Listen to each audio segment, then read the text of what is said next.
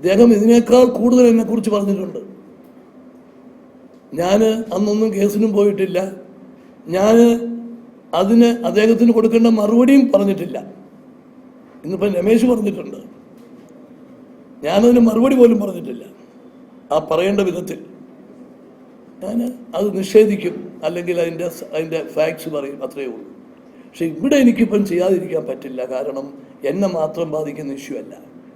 139 സ്ഥാനാർത്ഥികളുടെ എൻ്റെ കൂടെ മത്സരിക്കുന്നുണ്ട്. അപ്പോൾ ഈ ആരോപണം പറയുമ്പം 31 അഴിമതി കേസിൽ പ്രതിയായ മുഖ്യമന്ത്രിയുടെ നേതൃത്വത്തിലാണ് ഈ തെരഞ്ഞെടുപ്പ് മത്സരിക്കുന്നതെന്നുള്ളൊരു പ്രചരണം വന്നാൽ അത് അവരെ കൂടെ ബാധിക്കും.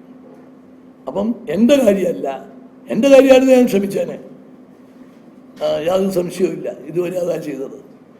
ഈ തെരഞ്ഞെടുപ്പ് വേളയിൽ ഇത് പറഞ്ഞതുകൊണ്ട് എനിക്ക് ചോദ്യം ചെയ്യാതിരിക്കാൻ നിവൃത്തിയില്ല. അതിനുള്ള നിയമ നടപടികളുമായി തന്നെ മുമ്പോട്ട് പോകും.